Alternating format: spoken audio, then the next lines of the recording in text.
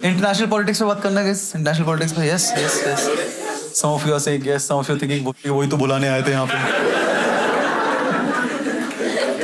नहीं, international politics पे बात करते हैं, क्योंकि देखो डोनाल्ड ट्रंप को चोमू बोलने के लिए इधर थोड़ी जेल में डालेंगे। Indian politicians best, Donald Trump Chomu. और ये मैंने सीखा है, टू बी फेयर, ये मैंने सीखा है ध्रुव राठी से, कि जहां पर भी बोलने का उधर रहने का नहीं।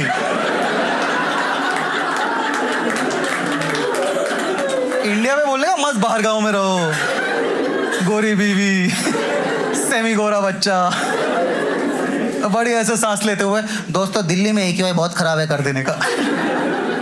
इंटरनेशनली भी नहीं, डोमेस्टिकली भी वैलिड है, लाइक डोमेस्टिक स्टेट्स वाइज भी। फॉर इंस्टेंस अगर आपको दिल्ली पॉलिटिक्स पे जोक करने का है तो इतने दिन से कहाँ जाके करते थे? बंगाल में, सीक्वेंस से बंगाल में जाके करते थे। दिन से बंगाल में जाके रेखा गुप्ता के बारे में मस्त joke. Rekha Gupta everybody knows right, like या Delhi CM, permanent taunting mother in law face.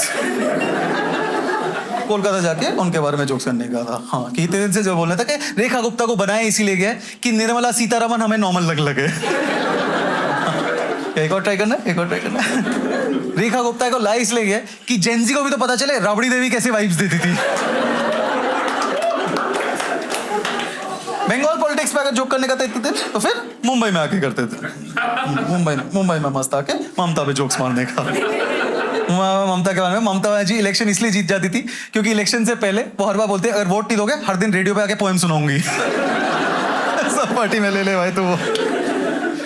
इधर भी एक और ट्राई करना कि ममता बनर्जी मेसी को इसलिए लाई थी क्योंकि उसे लगा था मेसी अपने अर्जेंटीना जर्सी ब्लू और व्हाइट में आएगा, तृणमूल से मिल जाएगा। और अगर मुंबई पॉलिटिक्स में, महाराष्ट्र पॉलिटिक्स में जोक करने का है, फिर Tamil Nadu. One Kamra fan over there. यहाँ मैं कोई एग्जाम्पल नहीं देने वाला।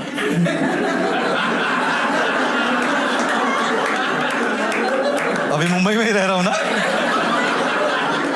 घर में रेनोवेशन करवाना नहीं है अभी तो।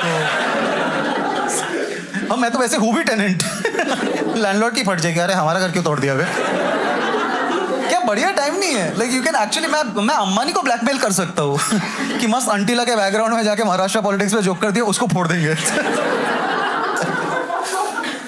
So that's why international politics basically means Donald Trump को चोमू बुलाना, क्योंकि डोनाल्ड ट्रंप पागल हो गया, क्रेजी हो गया, वो हर हफ्ते उसको नया देश फोड़ देने का है। मैं डोनाल्ड ट्रंप से ना एक ही चीज बोलना चाहता हूँ, जेन्युइनली मेरा एक ही रिक्वेस्ट है कि अगर आपने मन बना ही लिया है कि न्यूक्लियर वॉर करने का ही है, तो प्लीज बता दो ना। मैं एटलीस्ट हर दिन सुबह ग्रीन टी पीना तो बंद करूँ ना। मैं यहाँ लगाऊँ नहीं भाई, वेट बहुत बढ़ गया है भाई, हर दिन बैठ के ग्रीन टी। आप समझो न्यूक्लियर वॉर हो गया, बम फटा, ग्रीन टी पीते होता है, मजा क्या घटिया मौत है यार। आत्मा तड़पेगी यार मेरी। मिठाई की दुकान के ऊपर फड़फड़ाता हुआ ऐसा, मैसूर पाक कर रहा हूँ मैं यार। नहीं, मैं क्यों एयर फ्रायर में बना हुआ खाना खा रहा हूँ यार? मन को ऐसा दिलासा देता हूँ, नहीं तले जैसा है तो लगता नहीं लगता है भाई तले जैसा। खुद को झूठ बोलना बंद करो यार। फ्रेंच फ्राइज खाया आपने कभी एयर फ्रायर में बने हुए? ऐसा लगता है कपड़ा खा रहे हो यार तुम। क्यों कर रहा हूँ मैं यार? क्योंकि डोनाल्ड ट्रंप क्रेजी हो, पागल हो गया वो, उसको फोड़ देने का, सबका हर हफ्ते में नया देश फोड़ देने का उसको। इससे पहले मैंने बॉयज तक का तो सुना था, वो नेशंस हो गया वो। और ये सब शुरुआत इससे हुई, ओरिजिन स्टोरी थी उसकी। हर विलेन की एक ओरिजिन स्टोरी होती ना, जब उसको नोबेल पीस प्राइज नहीं दिया गया और वो रिजेक्शन वो ले नहीं पाया, पता है वो बिल्कुल ही। उसको उसके बाकी सारे चट्टू बट्टू ने, कश पटेल वगैरह, उन सब ने भाई वो ऐसे भाई वो घूरती है भाई आपको, वो भाई देखती है भाई आपको वापस, भाई यू ओनली डिजर्व भाई। तो बहुत ज्यादा ना सपने में हो गया। उसके बाद वो नहीं मिला, वो बिल्कुल ही वांगा रेड्डी के मूवी हीरो जैसा बन गया वो, कि मैं दुनिया मिटा दूंगा तेरी चाहत में, वल्ला क्रेजी हो गया। टू बी फेयर, पाकिस्तान ने, मैं कहा था, मैं वार्न किया था पाकिस्तान ने, कि बोला था पाकिस्तान, इकलौता एक पाकिस्तानी बोला था कि भाई दे दो इसको नोबेल पीस, दे दो इसको। अबे रात को तो हमें फोन करते हैं ना, दे दो इसको यार, मानो हमारी बात, दे दो। और अब मुझे लगता है नोबेल अथॉरिटीज को अपनी गलती सही कर देनी चाहिए, वो उसे दे दो वो नोबेल पीस। नोबेल पीस तो क्या, उसे नोबेल लिटरेचर, नोबेल फिजिक्स, मेरे घर के साइड में नोबेल फार्मेसी है, वो भी दे दो भाई उसको। पागल हो गया वो यार, उसको हर हफ्ते नया देश फोड़ने का। शुरुआत उसने याद है, शुरुआत उसने वेनेजुएला से करी थी। याद ऐसा लगता है किस डिफरेंट एरा की बात है ना, अभी 3 ही महीने हुए पता है उसको। वेनेजुएला से शुरुआत की। जो वेनेजुएला का प्रेसिडेंट था मडुरो, उसने उसको उठवा ही लिया, not even like a conquer और समथिंग, उठवा, just went Ghaziabad on him bro, उठवा लिया यार। मतलब वो एंटायर मिलिट्री ऑपरेशन जिसमें यूएस नेवी सील्स आए, उसको पकड़ के उठवा के ले गए, 3.5 घंटे का था। 3.5 घंटे में लेके चले गए उसको। भाई 3 घंटे 40 मिनट की तो धुरंधर थी। आप समझो मडुरो वहां पे वाइप करा ना, तो कारवां की तलाश। जब तक वो रंबा हो पे पहुंचा फ्लोरिडा में था यार वो।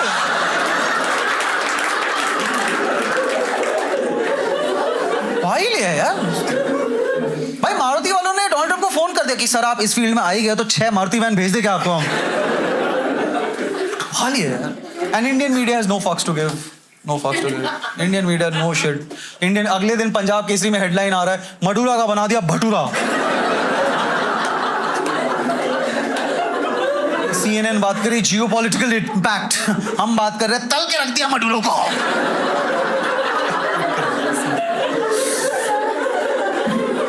फिर डोनाल्ड ट्रंप की हवस भरी नहीं उससे, तो उसने अपनी आंखें गड़ाई ग्रीनलैंड पे। ग्रीनलैंड के जो 6 पेंगुइन्स और 7 सील्स है, बोला मैं इनको लाल टोपी पहना के मानूंगा। In the history of humanity, this would have been the first time that US Navy SEALs would have been fighting against actual SEALs. Greenland का तो पूरा डिफेंस ही था, भाई हम तो बर्फ है भाई, हम बर्फ है भाई, तो अपना फ्रिज का फ्रीजर सेक्शन खोल, हम है भाई, वो हमें फोड़ेगा सी लेवल बढ़ जाएगा, तेरा माया डूब जाएगा यार। बट चलो कुछ तो फायदा हुआ इस ग्रीनलैंड कॉन्फ्लिक्ट से कि एटलीस्ट पूरी दुनिया को पता चला कि ग्रीनलैंड डेनमार्क में आता था। किसको मालूम था यार? अरे डेनमार्क वालों को खुद नहीं पता था, वो खुद सरप्राइज है, ये हम में, हम इतने बड़े हैं। At a elaborate level this seems like a hathi chiti joke, no? Like Greenland is 50 times bigger than Denmark. Greenland बोल रहा कि नहीं हमें तो चीटी ही बचाएगा। और उसके बाद डोनाल्ड ट्रंप फाइनली गया ईरान पे। और ईरान थोड़ा चिल बैठा हुआ था, क्योंकि ऐसा लग रहा था वो हर बार धमकी देता है, बैक डाउन करता है। वेनेजुएला को भी कॉन्कर करने की धमकी दिया, कॉन्कर नहीं किया, बस मडुरो को उठवाया। ग्रीनलैंड को भी कॉन्कर किया, तो हमेशा बैक डाउन करता है। तो ईरान थोड़ा चिल बैठा था, ये पी के ऐसा बोलता है, धमकी देता है, रात सुबह को हैंगओवर उतर जाता है, ठीक हो जाता है। बट इस बार असली में उसने फोड़ दिया। और इजराइल तो रेडी बैठा ही था। इजराइल तो मुझे लगता है वो गैंग में सबसे छोटे हाइट वाला जो बंदा होता है ना, जो कॉम्पनसेट करने के लिए भाई मैं मार दूंगा भाई, भाई मुझे गुस्सा आ रहा भाई, एक बार मेरी सड़क ले देना भाई, लेना भाई बस भाई। मतलब कुछ तो उनका गवर्नमेंट उनके सिटीजन से भी मैंडेटरी जो मिलिट्री पीरियड होता है 2 साल का, उसका कुछ तो उनसे करवाता है कि वो 2 साल मैंडेटरी पीरियड के बाद सीधा सारे के सारे कसौल आ जाते हैं कि भाई थोड़ा माल दे दो भाई, हमें गांजा है सब बना दे यार तू, इसके बाद मैं मेडिटेशन के लिए जाऊंगा। आप लोगों ने हिंदी प्रोवर्ब सुना है, 100 चूहे खा के बिल्ली हज को चली। Best describes the behaviour. Isn't it ironical that the best proverb to describe Israel's behavior has the word hajj in it? बहुत ज्यादा है यार उसका, उनका तो एक बीच में तो ऐसा हो गया था कि डोनाल्ड ट्रंप खुद बोल रहा था कि no I want some peace now, I want some peace। Side से नेतन्याहू फोन कर रहा है, तेरी एप्स्टीन की फोटो निकाले क्या?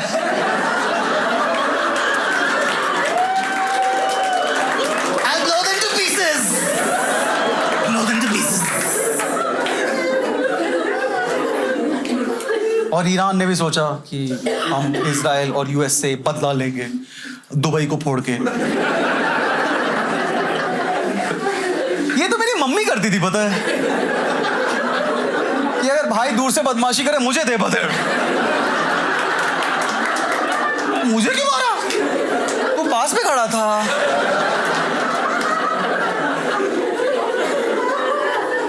तो दुबई के भी सारे फिर इन्फ्लुएंसर्स निकल गए, guys we are under attack, we are under attack. फिर दुबई के भी गवर्नमेंट ने बोला ये क्या है सर, ओपनली बोलने का नहीं, चुप रहने का है।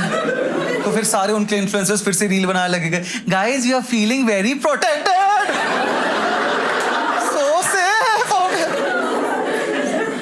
बढ़िया माहौल है। और सबके बीच में मैं बैठ के कॉमेडी जोक्स कर रहा हूँ।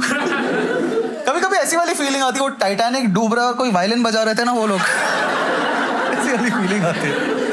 और आप लोग भी एज एन ऑडियंस ऐसा लाइव रिपोर्ट ढूंढने की जगह रुक के अप्रिशिएट करो, क्या अच्छा बजा रहे हैं यार ये वायलिन, गुड स्किल्स। मैं तो ये सोचता हूँ कि डोनाल्ड ट्रम्प ये देश चुनता कैसे है। लेकिन आप समझ रहे हो, वेनेजुएला कहाँ है, ग्रीनलैंड कहाँ है, ईरान कहाँ है, ऐसा ना कॉन्टिनेंट कॉमन ना लैंग्वेज कहाँ। मुझे तो कभी कभी लगता है, आप लोगों ने धूम 2 देखी है? धूम 2 में जिसमें ऋतिक चोरी वोरी करते रहते हैं, एक बहुत ही आइकॉनिक मोमेंट था जिसमें ना ऐसा पूरा ग्लोब पे बना था कि ऋतिक ने यहाँ चोरी किया, यहाँ चोरी किया, यहाँ चोरी किया। और अभिषेक बच्चन और उदय चोपड़ा सा यूरेका मोमेंट में ऐसा डिस्कस करते हैं कि ये तो ग्लोब पे अपना साइन बना रहा है। तो वैसे ही डोनाल्ड ट्रम्प एक बड़ा सा डी बना दे रहा है, ये लो तुम्हारा ट्रम्प टावर। हालात अब ऐसे आ गए कि everybody is looking for hope in, whole globe is looking for hope in China. China को सब बोले भाई कुछ करो इसका भाई तुम। चाइना जिस देश ने पूरी दुनिया का शटर 2 साल के लिए बंद कर दिया था, उससे हमें उम्मीद लगानी पड़ रही है। China the country that has border disputes with 17 Nations. Border disputes. China shares border with 14 nations. 3 nation, no border, just border dispute. उससे हमें उम्मीद लगानी है भाई इसका कुछ करो ना भाई, इसको कुछ चमगादड़ खिला देना भाई इसको भी तुम लोग कुछ। तो वॉर टॉक्स इतनी ट्रिविलाइज हो गई, वॉर टॉक्स इतनी ट्रिविलाइज कि अब डेटिंग ऐप से पहुंच गए यार। डेटिंग एप्स पे ऐसा पिकअप लाइन ऐसे लड़के लोग भेज रहे कि hey ma'am will you open your strait of Hormuz for me. Tinder पे तो रिप्लाई भी आ जा रहा है, only if you are willing to pay some tariff. Good thing is अब फाइनली सीज फायर की बातें हो रही है guys, ceasefire in this current war, ceasefire की बातें हो रही है। बस एक प्रॉब्लम है कि सीज फायर के बाद कौन सा देश लाइमलाइट में आया है? पाकिस्तान गाइस, पाकिस्तान। और ये मैं हजम नहीं कर पा रहा हूँ यार मैं, कि पाकिस्तान पीस करवा रहा है। हाँ? ये तो तुम्हारा एक्सपर्टीज ही नहीं है भाई। मतलब एक्सपर्टीज भी कुछ मैटर करता है ना। पाकिस्तान अगर हेल्प करता है लोन लेने में तो मैं समझ जाता कि ये तुम लोग का एक्सपर्टीज है। अब समझो ना, इंडियन पॉलिटिशियंस को कोई बुलाए कि to have a corrupt free nation guidance, तो ये थोड़ा अजीब लगे। पाकिस्तान कैसे पीस करा सकता है? इधर चुभा है मेरे को, पता है।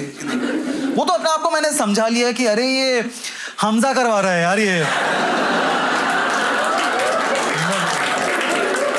धुरंधर 3 में आएगी, मैं बता रहा हूँ।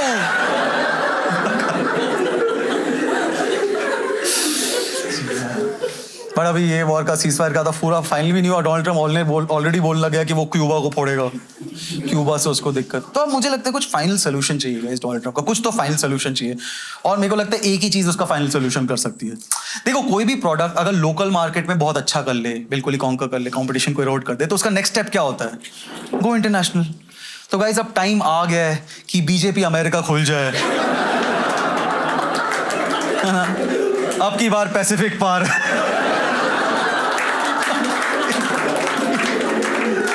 डेमोक्रेट्स और रिपब्लिकन्स को ब्लू और रेड की जगह एक भगवा देने का है।